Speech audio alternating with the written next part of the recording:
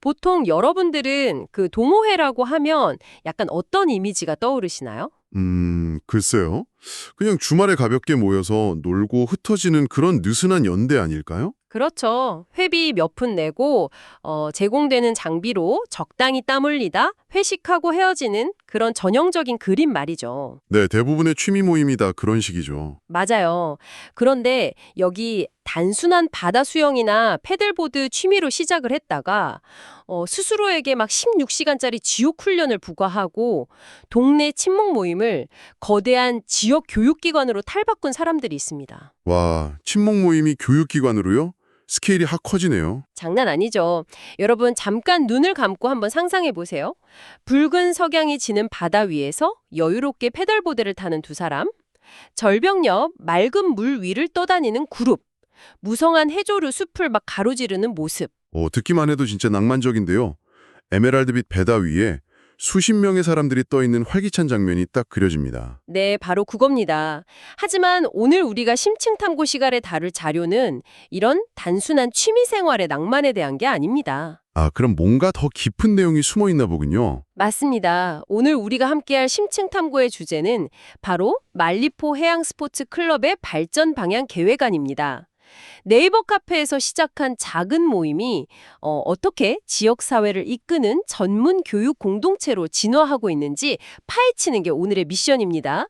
자, 이제 본격적으로 파헤쳐볼까요? 네, 이 계획안이 담고 있는 궤적이 사실 그 조직행동론 관점에서도 굉장히 흥미로운 텍스트거든요.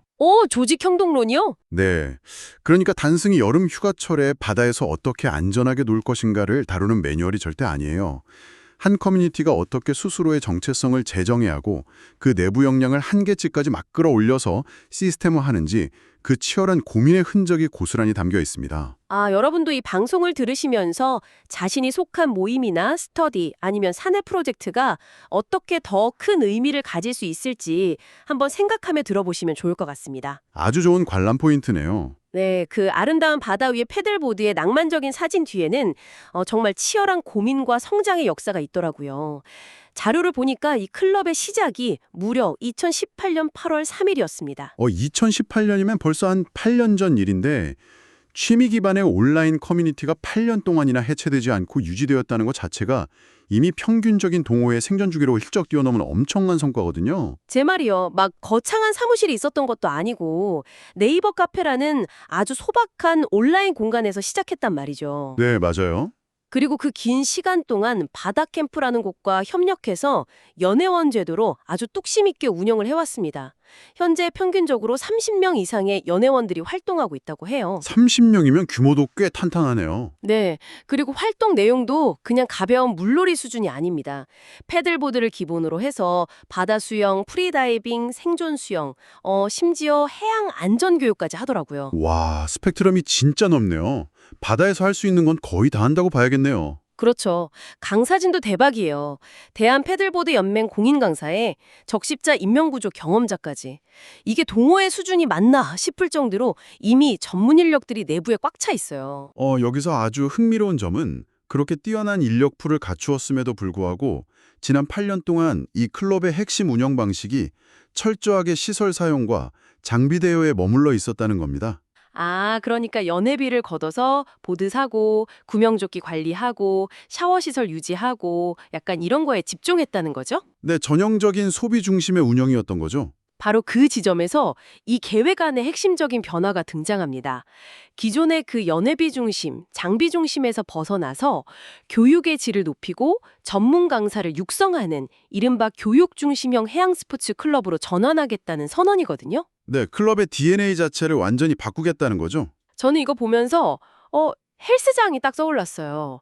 기존 방식이 그냥 매달 돈 내고 러닝머신 빌려 쓰는 일반 헬스장 회원권이었다면 이제는 내 삶을 통째로 바꿔버리는 고강도 퍼스널 트레이닝이나 마스터 클래스로 진화하겠다는 거랑 똑같잖아요. 아주 찰떡 같은 비유네요. 정확히 그겁니다.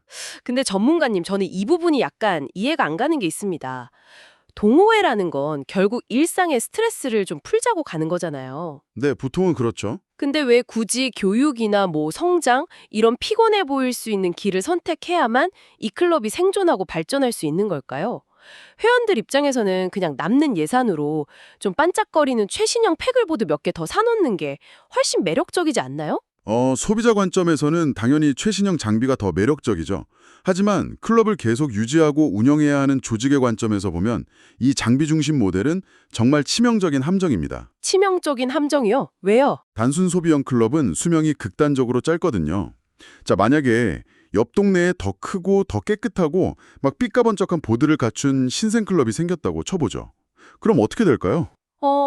장비만 보고 모였던 회원들이면 그냥 다 그리로 넘어가 버리겠네요. 바로 그겁니다. 장비라는 건 자본만 있으면 누구나 금방 대체할 수 있는 거니까요. 이 계획안 작성자들은 그 한계를 명확히 꿰뚫어 본 겁니다. 자본주의 논리 앞에서 동호회의 의리 같은 건 금방 무너진다는 거네요. 네, 그래서 가치의 중심을 장비에서 사람, 즉 회원의 성장으로 이동시킨 겁니다. 여기서 지식과 경험이 축적되어야만 공동체가 단단하게 유지된다는 철학에 나오는 거죠. 그러니까 교육을 통해서 회원들이 바다를 스스로 읽는 법을 배우고 실력이 막 느는 쾌감을 느끼고 그 과정에서 강사랑 끈끈한 신뢰가 쌓이면 이건 더 이상 단순한 대여소가 아니게 되는 거네요. 맞습니다. 다른 곳에서 아무리 좋은 장비를 들여놔도 이 공동체 내부에서 쌓은 그 지식과 성장의 경험은 돈으로 대체할 수 없게 되니까요. 와, 완벽한 해자를 만드는 거였군요. 그런데 시스템을 이렇게 교육 중심으로 바꾸겠다고 문서에 거창하게 선언한다고 해서 내일부터 당장 강사들 실력이 팍팍 올라가는 건 아니잖아요. 그렇죠. 선언만으로는 아무것도 안 변합니다.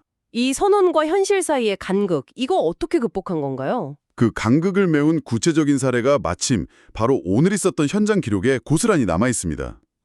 2026년 5월 13일 바로 오늘 있었던 김환기 강사의 수업 사례 말씀이시군요.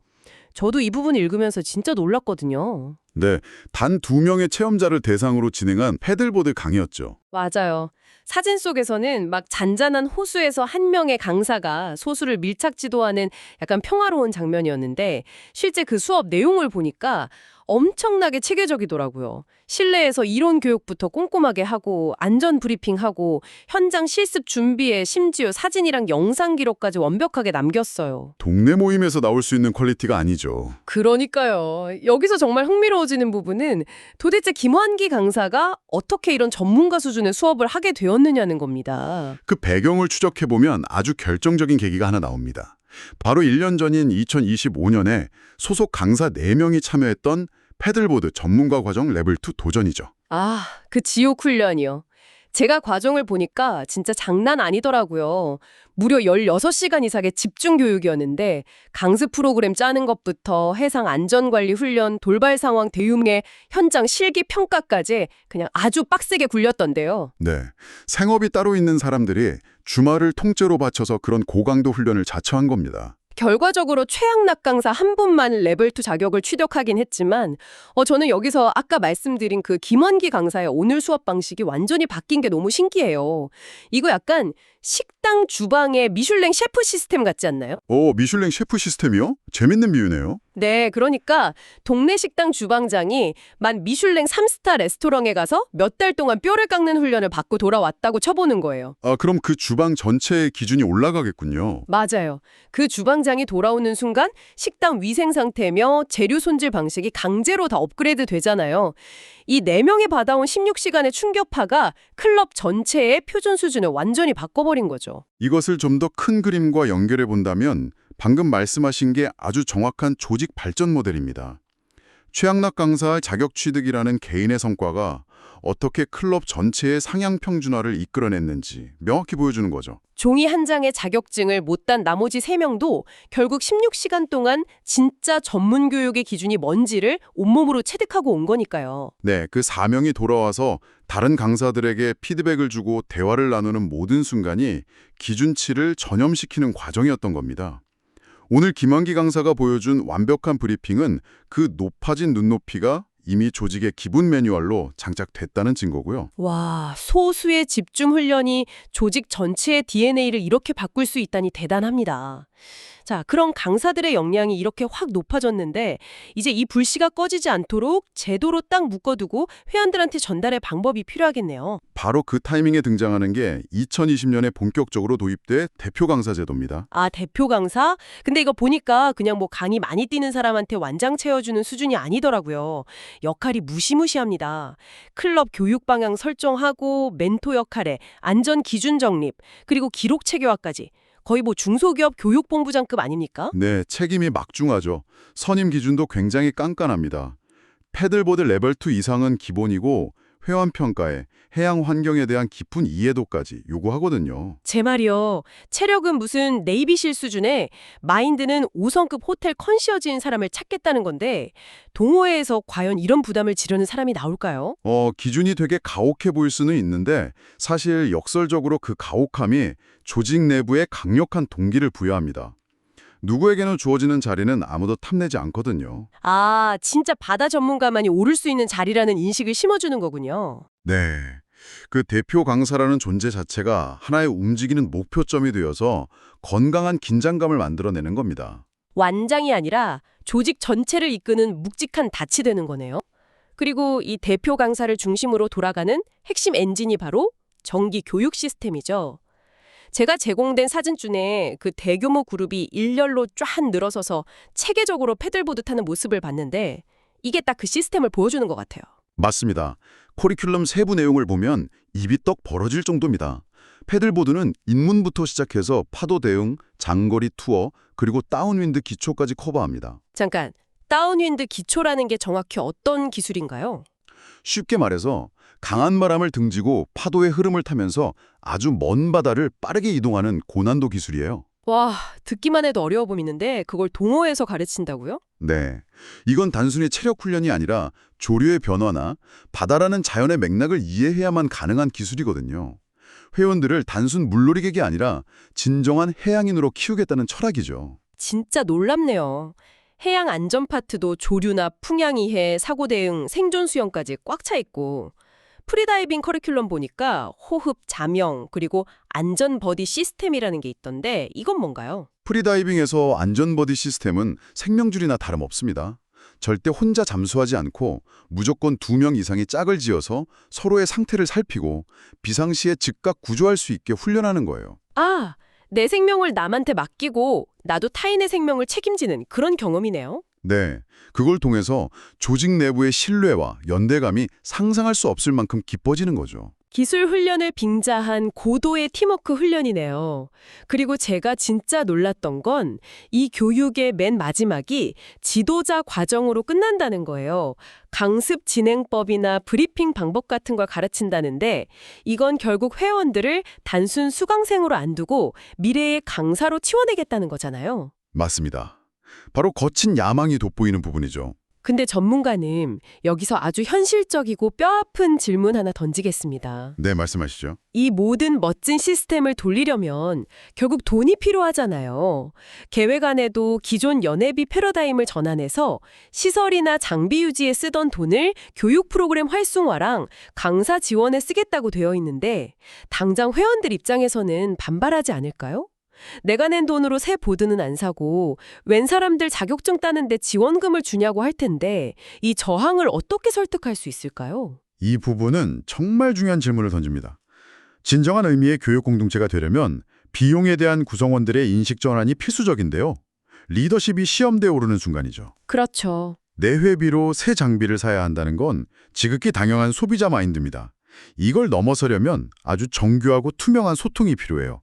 강사 교육에 투입된 비용이 어떻게 쓰였는지 완벽하고 투명하게 공개해야 하고요. 투명성. 그리고 더 중요한 건 그 투자의 결과가 회원들에게 직접 돌아온다는 걸 현장에서 체감하게 만들어야 합니다. 체감하게 만든다는 건 구체적으로 어떤 식일까요? 예를 들면 2월에 강사들이 16시간 구조 훈련을 받은 덕분에 만약 이번 주말 여러분의 아이가 바다에 빠졌을 때 골든타임 내에 무조건 구해낼 수 있는 시스템이 완성되었습니다. 라고 증명하는 거죠. 아, 낡은 구명조끼 100개 사는 것보다 제대로 훈련받은 전문가 한 명이 내 가족의 생명을 지키는 게 훨씬 가치 있는 투자라는 걸 깨닫게 해주는 거군요. 정확합니다. 그 설득의 허들을 넘어설 때 회원들은 소비자를 넘어서 진정한 공동체의 후원자가 되는 겁니다. 아, 정말 멋진 통찰입니다. 소비자의 마인드를 후원자로 바꾼다.